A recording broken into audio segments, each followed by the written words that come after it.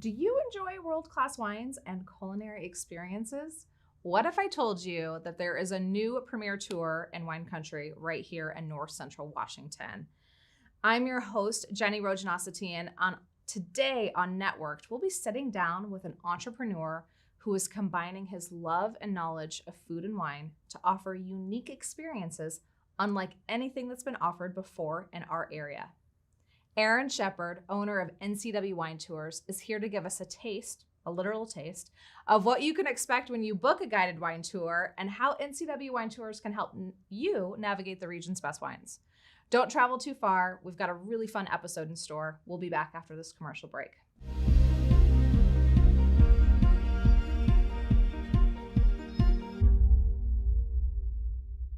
And welcome.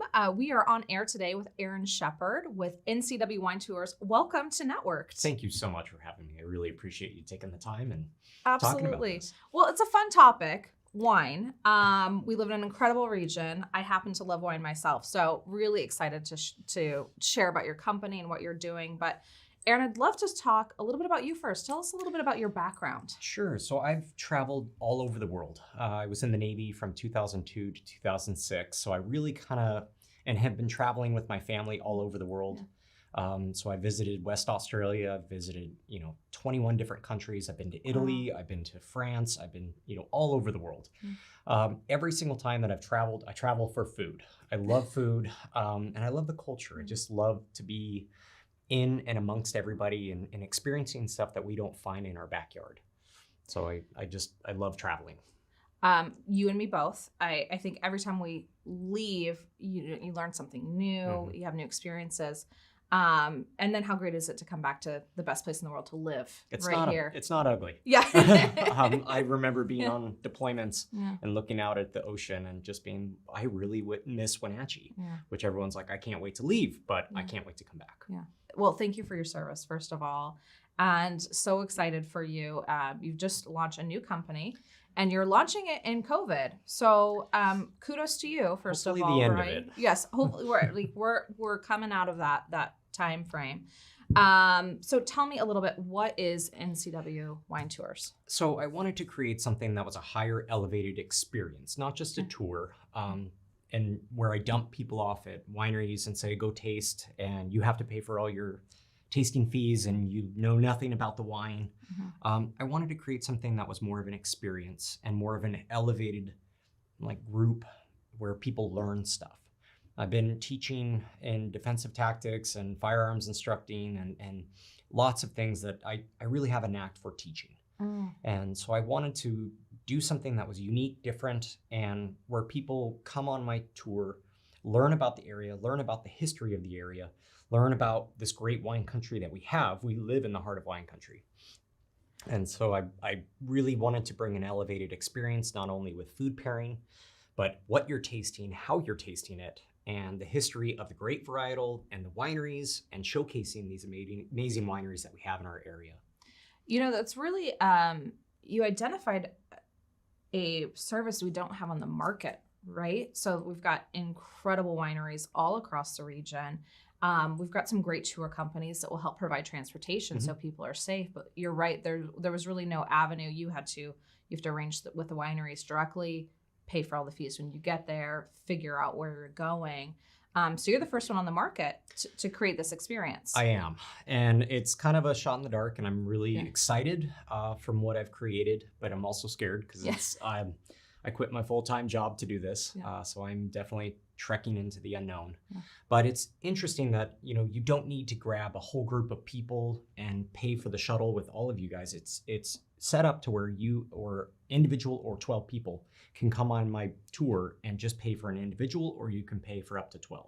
So everywhere in between, and it's a European style seating where you're around other people who are like-minded, where they want that experience, they want to learn about wine, they want to, taste great wineries that we have. But you don't have to feel compelled to buy out the bus or buy out the shuttle service. You can come as 2 people, or you can come as 3, or you can come as 10. It's pretty unique. Also a service that wasn't available, as you mentioned, you really had to come as a big group in order to be arranging that type of transportation. Couldn't just go on a Sunday with your spouse and say, hey, we're going to go do this. Right. Or at least not accessible for most people. We've got a photo here of actually the transportation you provide. So let's talk about that service from the start. If I come to NCW Wine Tours, book a ticket, what does it look like?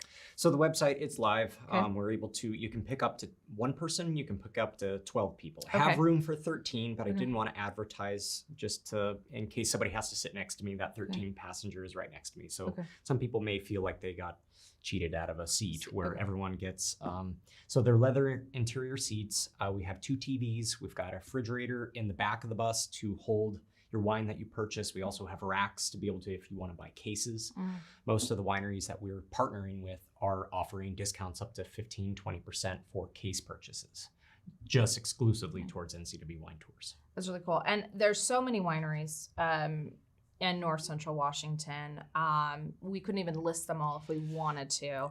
But you've partnered to do an inside scoop. Like, what are you doing once you get to the winery? You're not just tasting the wine. You're not only tasting the wine. I mean, that is part of the tour. You will be tasting wine. It is a wine tour. Yeah. But what you're going to be experiencing is the back behind the scenes. You're going to get to go out into the vineyards. You're going to go see the trellises out there, learn how to prune, learn how from ground to grape to glass is what we're trying to offer. So we're able to go behind the scenes, go how they tour and make the wine. We've got such a unique diversity when it comes from the South Shore of Lake Chelan versus the North Shore. So if you want to go to the South Shore, you have places that are Italian blends. You go down the block and it is Bordeaux style blends, but then you go across the lake and it's Southern Rhone. So you can really travel and taste the difference between the South Shore, North Shore. Most of these are estate-grown wineries. So you're not only tasting the individual wine grapes that are grown in North Central Washington, but you get to learn how it's made, meet the winemakers, go experience, and we are excluded privately in an area that we can just relax and hang out and get to learn about this. So I'll teach you the winemaking process. I'll teach you how to taste, what you're looking for, how it matches with certain varietals, with certain food, so that, tannins with, good fatty food, or like an acidic wine that can cut through goat cheese, or easy pairing for sushis, Thai food, especially. So it's, and then the next segment, we're actually going to taste some wine. So correct. How cool is my job today, doing some great wine tasting. There's so much to learn about wine, and it's a huge field. It's a very big business worldwide. I want to talk a little bit about your training in wine when we come back, because there is an art to that as well. Very much is so. Yeah, but one little last photo plug. I think we have a photo of your son. So this has been your partner building this new business. This has been. Okay. So we had our son in August, and his name's Rhett. And congratulations. It's been super fun. So I took about 12 to 16 weeks off for paternity leave, and I just absolutely immersed myself. And for the amount of information that I've tried to learn, it is drinking water out of a fire hydrant that is at full speed. There is so much to learn, but it's also fascinating. It is exciting for me. It never gets old. Instead of when I read something, it is, where can I learn more? So it's just ever learning. Even when I was up yesterday working with one of the wineries, learning the process of how they pick and pair wines. They describe it as like using a full paint palette. Wow. Instead of your just, couple of varietals that you want to match with. You have the full plethora of being able to paint an entire picture with the full spectrum of color. They're doing the same thing with wine. Well, it's impressive that you took your paternity leave and used, I'm sure, not a lot of sleep, and you built a business. A little shout out to your wife as well, who's also an entrepreneur and has her own law firm in the community. So you've got it in the family, this entrepreneurial spirit. And she's actually a somm as well. Oh, okay. So I really owe everything that I have to my wife. I mean, she is absolutely a hard charger, the person that I bounce ideas off, has been teaching me and tasting with me, and because she went through the same program I did. So she's very knowledgeable too, and very she can taste things that I can't. Yeah. So we bounce ideas, and we're just a perfect partnership. So she's my inspiration and has helped me launch this idea, and has been the biggest supporter, to where I can literally do this full time. That's awesome. And also good job on the husband. Shout out there. So kudos to Nicole and all that you're doing. We have to go to a commercial break. When we come back, we are going to be doing some wine tasting and talking more about Wine Education 101. Yes. So don't go anywhere. Thank you.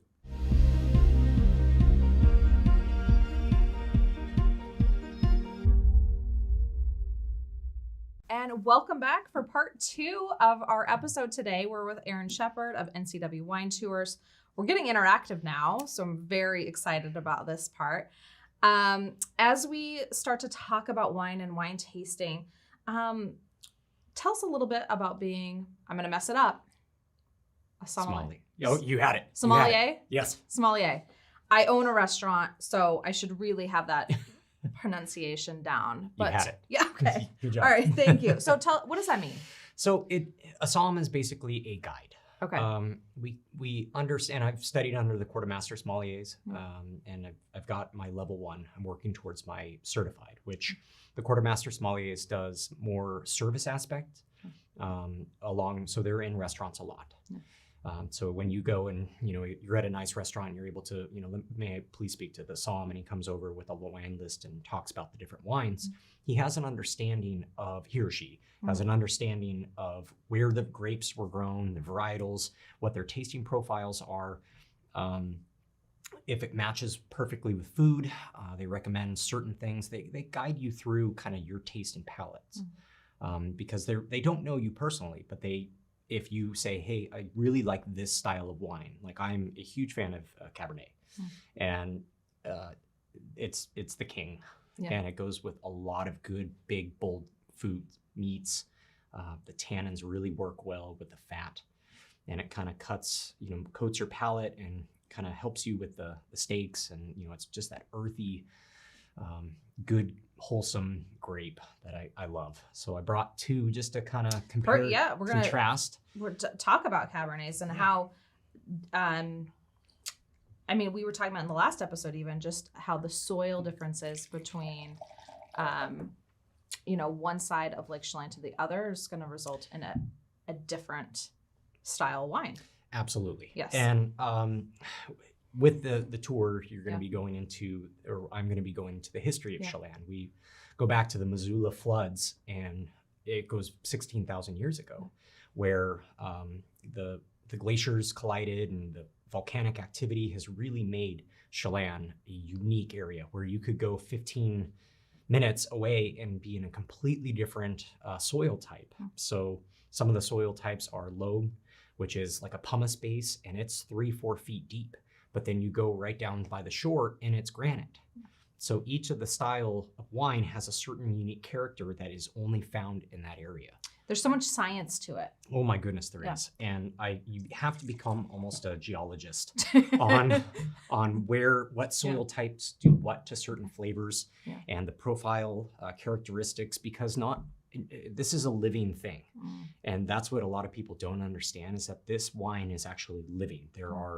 It's constantly changing. It's constantly being evolving, or just moving throughout the bottle. It can be in the barrel, it can be in the bottle.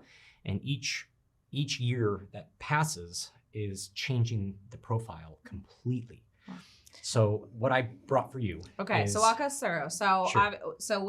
Why do we swirl it? So swirling it opens up the aromatics of this. It really kind of allows because with wine, it needs air. It needs oxygen to be able to release some of the tannins or the aromatics of it. It really kind of opens up and helps it be alive. So when you see people swirling it, they're just adding wine to the surface area of the grape. And people feel it's experiential. It's cool. Right. Everyone, how many times, you can swirl it over your head. It doesn't really matter as long as you don't spill it on yourself. Okay. Usually a good surface to keep it, flat, so you don't get wine everywhere. So you wear dark clothing like I am. So yourself. Yes, you don't want to be. You want to enjoy it, but don't be that person in the area. So what we look at too is we look at it on a white sheet of paper. So we have our sheet of paper here. So this is a dark red. It's like a ruby style. you'll see the core of it is a little darker than the rim. Yeah, I do. And so it's hard to see. Like, I know it's probably hard to wish for we our had a viewers camera on here to come down, but it changes the color. So as reds age, they become lighter. Really, Mm-hmm. I would have thought White wines, it sounds as they counterintuitive. age, it does. Right, it sounds counterintuitive. White wines, as they age, become darker, more complex. So when you see like a white wine, and then all of a sudden you see a really golden, delicious looking color, it's been aged, and it just brings out the characteristics from, age and oak and all that stuff. So it's fascinating. I mean, every single bottle and varietal has their own unique, and winemaker has their own unique process on how they want to make the wine and what they feel their expression is. So everyone calls, legs and tiers and, stuff like that. And I probably should have poured you a little bit more so you can fully understand, okay, Aaron, if I must. If you insist here. This way you can fully see the legs. So legs or tiers is what the Spanish call them. So when they drip down and they're coating the glass. So we look at wine as either skim milk or whole milk. Okay. And so the more legs you see, the more faster they run. Comes from a hotter climate. It also has more alcohol. What you're seeing is the gripping of the alcohol coming down the glass side of the wine. So you can already start to break down as a somm what this wine is before you've even tasted it. Correct. Okay. I'm making, and they call it the deductive taste method. Okay. So I'm able to look at it and just look at the different colors. I'm also swirling to get that classification of if it's a hot climate. And as you can see, these are pretty decent legs. Yeah. So we know this to be coming from a hot climate, and where this wine is from is the Wall Oak Slope. Okay. Which in my personal opinion is some of my favorite in the state. So when you get, a little aromatic, it opens up a little bit. Everyone's taste and smell is different. So and that's what's unique about wine is that you could smell something that I don't smell, or I smell something that you don't smell. Yeah, when you see wine tasting notes, it's you often see fruits described, everything to like ash and things you wouldn't think, right? Okay. Right. So a lot of characteristics that are in a cab are the dark peppers, or the dark fruit, the red fruit, the peppers. You get graphite, like pencil shavings or lead. Right, like exactly. That pencil, like when you make a sketch and you smell all that stuff, that's characteristics of cab. You can also get eucalyptus or mint, which is a very, interesting. It's not just because you brush your teeth, it actually is some of the wine. So when you sniff, you want to go with broad. So I smell black fruits, like cherries. Yes. I mean, fruit, it's really fruit to me. Right. It's a lot of fruit forward, a lot of New World. When I say New World is, the Americas, Argentina, Chile, South Australia, or South Africa, even though it's Old World, but Australia and all those different New World are very much fruit forward. Okay. When you think of Old World, you think of Spain, you think of France, you think of Germany, think of Austria, you think of those kind of Central Europe. Italy is Old World. Right. They have a couple thousand years on us. Yes. Yes. Of winemaking. Yeah. So when we smell, you can take a little sniffs, and then you can taste. Okay. The good part.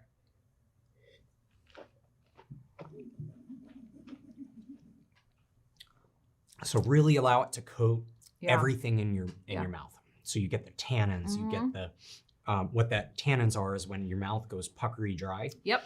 And you can feel your tongue go dry, but then the acidity on it is your mouth watering. And tell me a little bit about on your tour.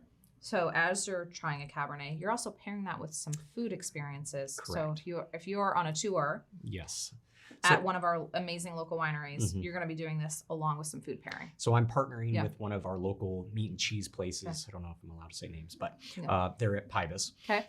Very, a very popular place. Yes. So every person that books on our tour gets their own little box of charcuterie. Okay. So you get salami, you get cheese, you get crackers, you get different stuff to pair with your wine.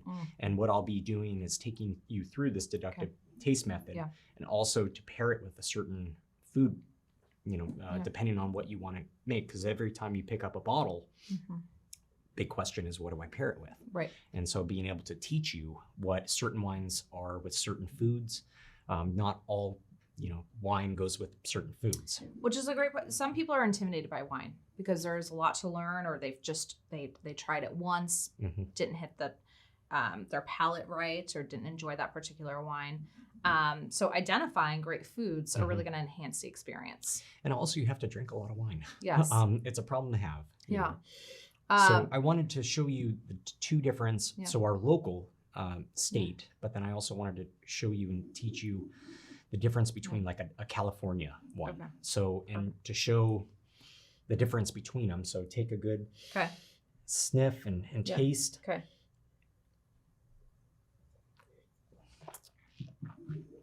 It's delicious. And I think we are running down on time. So I might have you taste the California. I'm going to continue to enjoy my Washington wine here.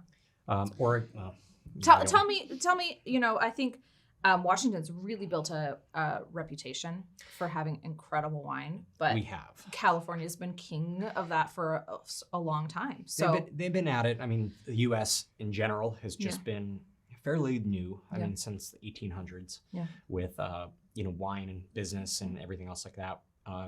Washington has only recently, within the last 30, 40 years, become the staple of winemaking that we are, and we're quickly catching up with some of the world-renowned areas. We're on the same parallel as the Rhone region, or just north of it, the 47th parallel. So we're in Burgundy and all that, the French comparison. So when I smell this, I get green peppers. I get, still the tannin, the smell of dark fruit, the graphite, the cracked pepper. Yeah.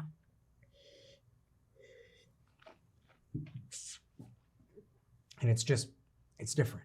Yeah. It's different. It's lighter.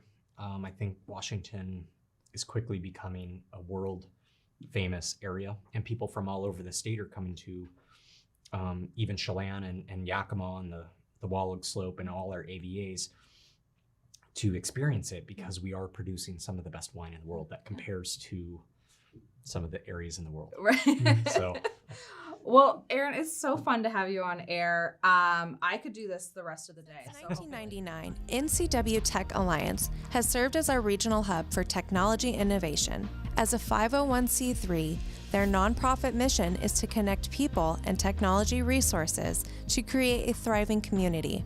You can network with the team and guests from today's show by visiting them at www.ncwtech.org.